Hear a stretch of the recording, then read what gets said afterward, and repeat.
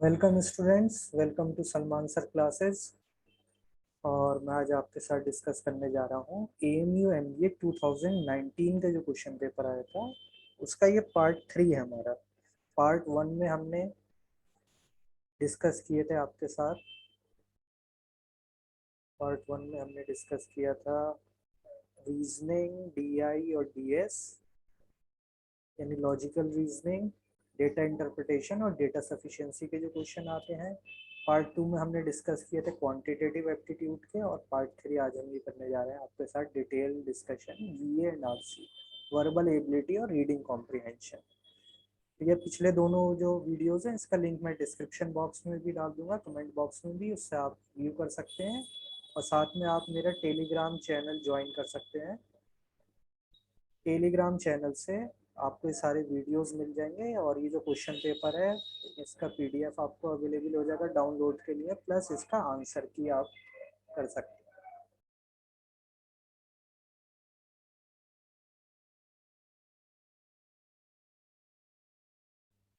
तो शुरू करते हैं। हमारा पहला है ये पैसेज।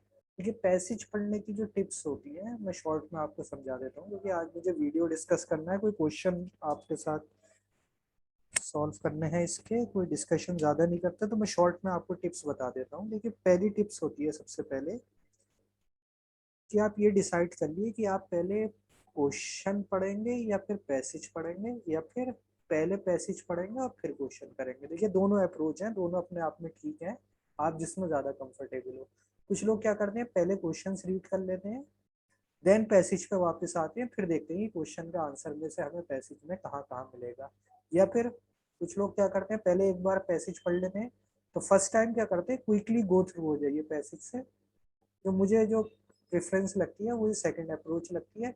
एक बार क्विकली गो थ्रू हो जाइए पैसेज से, उसके बाद क्वेश्चंस पढ़िए, देन पैसेज पर वापस आइए, तब आंसर करिए। तो आप ये दोनों में से कोई एक अपनी स्ट्रेटेजी बना लिए कि मुझे क्या करना है। दूसरा, आप याद रखिए, do not try to memorise everything. जो आपने पैसेज में पढ़ा, जरूरी नहीं कि आप सब चीजें एकदम से याद करने की कोशिश करें, ऐसा कभी मत करिए। होता भी नहीं है, हो भी नहीं पाएगा एक बार पढ़ने में। तीसरा है, आप कभी भी जब पैसेज पढ़े तो हमेशा उसमें से सब्जेक्ट ऑफ द पैसेज आप याद रखिए कि सब्जेक्ट क्या है पैसेज का, किस बारे में पैसेज करा गया है, मेन आइडिया क्या मिल रहा है हमें पैसेज से, और टोन ऑफ द ऑथर, किस टोन में लिखा गया है। ये आप जरूर एक बार जब भी गो थ्रू करें आइडिया अपने दिमाग में रख लें। और अगर कोई भी आउटसाइड इंफॉर्मेशन आपके ऑप्शन में आए तो कभी भी उससे डिस्ट्रैक्ट ना हो। आउटसाइड कोई इन्फॉर्मेशन मिल रही है तो कभी भी वो आंसर नहीं होगा। जो भी आंसर होता है वो पैसेज में जो गिवन इन्फॉर्मेशन होती है उसी पर बेस्ड होता है। और सबसे लास्ट होती है, अगर आप आंसर नहीं बता पा रहे हैं तो आप ट्राई करिए एलिमिनेशन अप्रोच, यानी ऑप्शंस में से एलिमिनेट करने की कोशिश करिए रादर देन सिलेक्शन। तो ये कुछ शॉर्ट टिप्स हैं, जब हमारी क्लासेस होती हैं तो डिटेल में हम डिस्कस करेंगे, ये मैंने अभी शॉर्ट बता दी। अब देखिए, पैसेज पढ़ते हैं। After being the leading economy in the world for over 2 decades with its export economic growth mode, China has finally been admitted into the global currency elite club. IMF reserve credit list from October next year. The yuan renminbi will fall to the basket of currencies. जल्दी जल्दी से एक बार हम go through कर लेते हैं। IMF drive its own reserve part, ये the basket contain US dollar, British pound, euro, yen. But UN entry into UF elite is fraught with fears, not completely unfortunately though. First, China's model of success from 1979 based on trade surplus. Those trade the Chinese leadership is also known as prosperity to devalue the UN. The other elite countries who are well established law. देखिए, तो ये हमें समझ में आ रहा है पहली बार में जल्दी से गो थ्रू होके कि ये चाइना के बारे में बात हो रही है, कि चाइना की जो डेवलपमेंट है 1979 से शुरू हुआ और ट्रेड सरप्लस रहा, और अब उसे हमने क्या किया है, IMF की रिजर्व करेंसी लिस्ट में जो चाइना की करेंसी है उसको हमने इंक्लूड कर लिया है। तो ये एक बेसिकली हमें समझ में आ रहा है। और लास्ट में क्या करा, ऑथर ने कुछ फियर भी बताया कि चाइना जो है वो डीवैल्यू करता है खुद ही, ताकि उसका एक्सपोर्ट क्या रहे, ज्यादा रहे, ट्रेड सरप्लस में रहे। तो ये एक बेसिक आइडिया हमें पैसेज से मिल गया। अब हम आंसर पढ़ते हैं, तो पहले क्वेश्चन के गो थ्रू होइए। Which economic growth model has been followed by China over the last 2 decades। ठीक है, कीवर्ड्स याद रखिए, economic growth model, China, last 2 decades. अब ये पैसेज में जल्दी से देखिए कहाँ हमें ये चीजें दिख रही है। ओवर 2 डिकेड्स, देखिए 2 डिकेड्स यहाँ पे आया, चाइना आ रहा है। और देखिए ग्रोथ मॉडल क्या दिया, with its export economic growth model, यानी हमें आंसर समझ में आ रहा है। देखिए ऑप्शन बी में दिख रहा है export led economic growth model. तो इस तरीके से कीवर्ड कैच करने की कोशिश करते हैं हम। एक बार ग्रो थ्रू के क्वेश्चन पढ़ते हैं, फिर कीवर्ड देखते हैं कहाँ मिलेंगे हमें, उसके आसपास ही आपका आंसर होता है। According to the passage, what does global currency elite group constitute of. Global currency elite group है, उसमें कौन कॉन्स्टिट्यूट ऑफ क्या क्या दे रखा है, basket of investment portfolio, basket of currencies, basket of currencies, special drawing right. ये देखिए keywords मैंने देखे। अब मैं कोशिश करता हूँ कि कहाँ मुझे दिखेगा ग्लोबल करेंसी इलाइट क्लब। देखिए ये आया word, the yuan renminbi, a basket of currencies from which the IMF derives its own reserve asset, the special drawing rights। तो ये हमें कीवर्ड मिल गया, स्पेशल ड्राइंग राइट्स। अब वापस ऑप्शन पे आइए, तो देखिए ऑप्शन नंबर डी में ये है, basket of currencies from which the IMF derives the value of special drawing right. ये ऐसे कीवर्ड आपको कैच करने होते हैं। सबसे इजी मेथड यही होता है पैसेज का, बहुत जल्दी आप आंसर दे देते हो, बिल्कुल स्कोरिंग होता है, सारे के सारे आंसर एकदम सही होते हैं। According to the passage, why does the Chinese leadership use to devalue its currency. के पैसेज के अकॉर्डिंग डीवैल्यू इट्स करेंसी। तो देखिए डीवैल्यू इट्स करेंसी वर्ड कहाँ आया हमारा keyword, not completely unfortunately, China's model has based on trade surplus and due that leadership growth changing the even though domestic growth is slower during the glut of the Chinese leadership is also known as propensity to devalue the yuan to make the country's export cheaper, which in turn led huge trade surplus। देखिए हमें सारी चीजें मिल गई। According to क्यों करता है, to make export cheaper. बिल्कुल देखिए यहाँ एक साथ आपको दिख रहा है, डीवैल्यू और country export cheaper.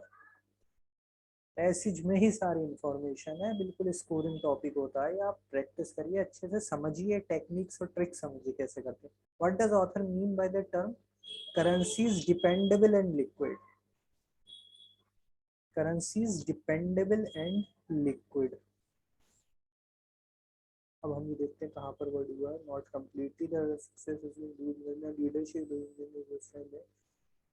propensity to the elite group contain all market democracies with well-established advanced facilities become issuer of currencies dependable and enough for other countries to use them as reserves। देखिए यहाँ पर हमें दे रखा है कि currencies के बारे में और कुछ कहीं ऊपर इंक्लूड नहीं हुआ है, सिर्फ यहीं पर आया है dependable and enough for other countries to use their as reserves. Currencies dependable and liquid. Infrastructure, देखिए अब हम अगर आंसर समझ नहीं आ रहा है तो हम एलिमिनेशन अप्रोच भी दे सकते हैं। इंफ्रास्ट्रक्चर की देखिए कहीं बात नहीं है, काट सकते हैं। लोन्स की बात हुई, ये भी कट सकता है। लिक्विड का मतलब ये होता है जिसे हम कैश आराम से कर सकते हैं, तो सिर्फ एक ऑप्शन बच रहा है, reserve which can be converted into cash. Last, which of the following is not a synonym of propensity. देखिए ये वर्ड है, इसको एक बार समझ लेते हैं क्या है ये वर्ड। This is propensity.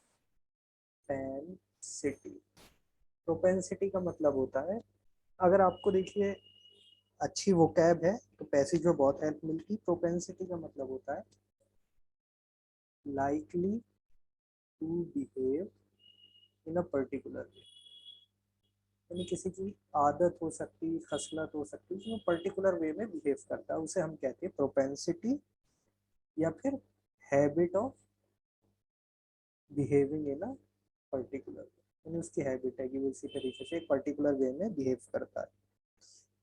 या फिर to do something,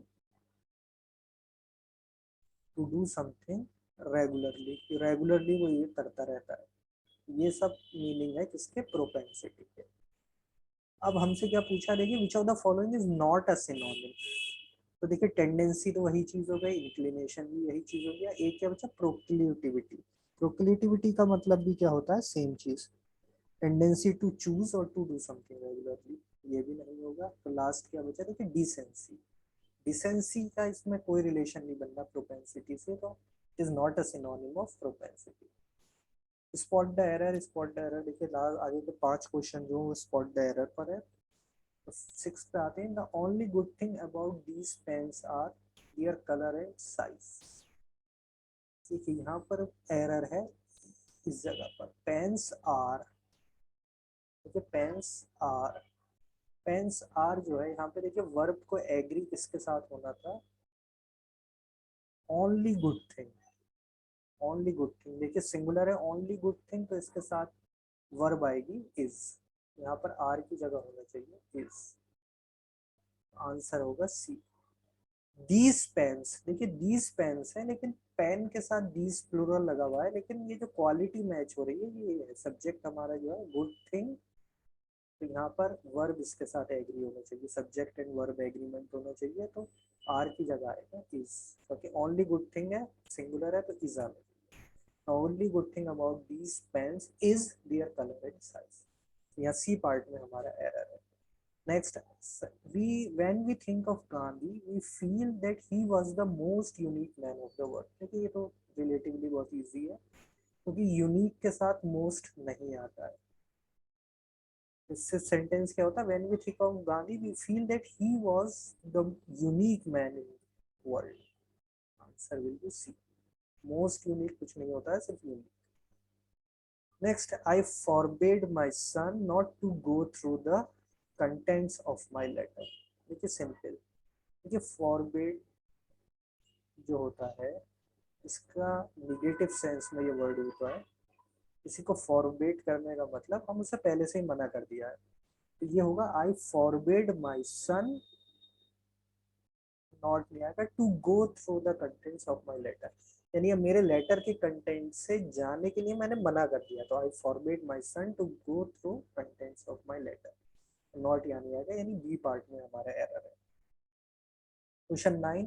Unless the Indian cricket team does not make extra effort, it will not be able to defeat the Sri Lankan team। देखिए अगेन फिर से वही लॉजिक है, unless भी क्या होता है, निगेटिव ही सेंस में यूज होता है, यानी यहाँ पर भी क्या आएगा, unless the Indian cricket team make extra effort। does not की यहाँ पे जरूरत नहीं है, unless the Indian cricket team make extra effort, it will not be able to defeat the Sri Lankan team। तो आंसर कहाँ पर है हमारे, ऑप्शन बी। बी पार्ट में एरर, डज नॉट की जरूरत नहीं क्योंकि अनलेस पहले ही नेगेटिव है। लास्ट स्पॉट द एरर का 10th question, I object to war not because it drains economy but that it seems human. यहाँ पर एरर है इसमें, I object to war not because it drains economy but that जो use हुआ है यहाँ पर, हमारा यहाँ पर आएगा सेंटेंस, दैट की जगह पर आएगा because. So I object to one not because it drains economy but because it seems inhuman। यानी जो कह रहा है उसमें ऑब्जेक्ट कर रहा है वॉर पे, क्यों कर रहा है object, because it drains. Drains का यहाँ पर मतलब होता है, देखिए ड्रेन का मतलब होता है वीकन करना है किसी चीज को या वेस्ट करना है यहाँ पर, तो वॉर पे इसलिए ऑब्जेक्शन नहीं है कि ये इकोनॉमी को वीकन करती है या वेस्ट करती है चीजों को, बट बिकॉज, लेकिन क्यों है इसका objection, because it seems inhuman. तो answer will be C. Next देखिए दो क्वेश्चन में एंटोनिम और सिनोनिम है। Antonym opposite meaning of the word this, तो हमें एंटोनिम बताना है यानी अपोजिट मीनिंग बताना है किसका, baroque. This word is baroque, we will read like this baroque. Antonym of the word baroque is ornate, decorate, over decorated, plain. देखिए ये बहुत अच्छा वर्ड है, लिखा इस तरीके से जाता है, बस पढ़ते हम इसे क्या है बैरोक। इसके मीनिंग क्या होते हैं, इसके मीनिंग होते हैं देखिए कि कोई चीज करेक्टराइज्ड बाय एक्स्ट्रावेगेंस, मतलब बहुत ज़्यादा जिसमें शोबाजी हो, बहुत ही ज़्यादा डेकोरेटेड हो, एक्सट्रीमली कॉम्प्लेक्स हो, कॉम्प्लेक्सिटी में भी ये वर्ड यूज होता है, तो उसे हम कहते हैं बैरोक। जेम्स के लिए पहले ये वर्ड यूज होता था उन जेम्स के लिए जो क्या होते थे, इरेगुलरली शेप्ड होते थे, ये बहुत ही कॉम्प्लेक्स अलग टाइप का शेप होता था, देन यूज दिस बैरोक। तो ये सब में यूज होता है, आर्टिस्टिक एक्सप्रेशन में भी यूज होता है, जो 17th सेंचुरी में यूज होती थी आर्ट, बहुत ही एक्स्ट्रावेगेंट टाइप की होती थी, that you will use in baroque. तो अब हमें देखिए समझ में आ रहा है, सिंपल देखने से ही लग रहा है एंटोनिम्स का क्या होगा, प्लेन, बिल्कुल प्लेन चीज है, without any extravagance, without any complexity. इसका आंसर होगा ऑप्शन डी। डेकोरेटेड नहीं होता, ओवर डेकोरेटेड। ऑर्नेट, ऑर्नेट का भी मतलब क्या होता है, हाईली डेकोरेटेड। ये सब तीनों क्या थे, डेकोरेशन के सेंस में थे। प्लेन बिल्कुल सिंपल हमारा, नॉट कॉम्प्लेक्स। नेक्स्ट 12 है synonym of the word aboriginal. Next word क्या है हमारा, एबोरिजिनल। एबोरिजिनल, ये तो आप लोगों को पता होगा, एबोरिजिनल क्या होता है, वो लोग हैं मेंबर रेस किसके, जो कि हु वर द फर्स्ट या old persons live in a country, क्योंकि किसी कंट्री के अंदर जो पहले के लोग रहे हैं उस मेंबर को या उस रेस के लोगों को कहते हैं एबोरिजिनल। यहाँ देखिए देखने से ही हमें लग रहा है मॉडर्न, तो इसका अपोजिट है, न्यू भी अपोजिट है, रिसेंट भी। मॉडर्न न्यू रिसेंट तीनों अपोजिट है, आंसर क्या हो गया, प्रीमियबल। प्रीमियबल क्या होते हैं वैसे, एग्जैक्ट मीनिंग इनका होता है एंशियंट और earliest part of history. So this is our answer, option B. Now next question 13, the idiom to make a heavy weather. To make a heavy weather का मतलब होता है, तो इंटरेस्टिंग वर्ड है, heavy weather का मतलब होता है to make things difficult। क्योंकि to make a heavy weather हम तब यूज करते हैं जैसे कि to make something seem more difficult than it really is, या फिर to find, देखिए ये आप ऐसा मत लीजिए कि एक पुराना पेपर था उसे हम सॉल्व कर रहे हैं, इसको आप लर्न करिए। इंग्लिश में स्कोर करने के लिए आपकी वोकेबलरी अच्छी होनी चाहिए, इडियम्स आपको अच्छे से आने चाहिए, सिनोनिम, एंटोनिम्स, कहाँ कौन सा ग्रामर रूल यूज हो रहा है। तो आप लर्न करने के नज़रिए से इस वीडियो को ज़रूर देखिए, अच्छे से समझिए इसे, इसलिए मैं इतने डिटेल में एक्सप्लेन कर रहा हूँ, वरना नॉर्मली आपको वीडियो मिल जाएंगे कि ये क्वेश्चन है इसका ये आंसर है, ऐसा आपको बता देंगे, लेकिन उससे कोई फ़ायदा नहीं होता है। तो बेटर है जब आप टाइम दे रहे हैं तो लर्न करिए चीज़ों को। तो idiom to make a heavy weather of something, इसका मतलब होता है to find something hard to do and spend a lot of time, spend a lot of time although it was not difficult। लेकिन catch क्या होती है कि वो इतना डिफिकल्ट नहीं होता है जितना हम बना देते हैं या उसको इतना शो करते हैं कि बहुत डिफिकल्ट है। तो to make a heavy weather हम वहाँ पर यूज करते हैं। Next question 14, I generally have bread and butter for my breakfast, don't I. This is simple है, डोंट आई आएगा इसके साथ क्वेश्चन के लास्ट में। 15, cat is to feline into the same में हॉर्स इज टू इक्वाइन। तो cat की जो करेक्टरिस्टिक होती है वो फिलाइन फैमिली से होती है, हॉर्स की जो होती है we call it as equine family. 16, projectile is to trajectory in the same way satellite is to object. देखिए सैटेलाइट होता है उसका एक वेल डिफाइंड ऑब्जेक्ट होता है, उस पर चलता है, लाइक प्रोजेक्टाइल क्या होता है अपनी ट्रेजेक्टरी को मूव करता है। ठीक है, बुलेट और target, target is final point है, उसका पाथ नहीं है, तो ये नहीं होगा।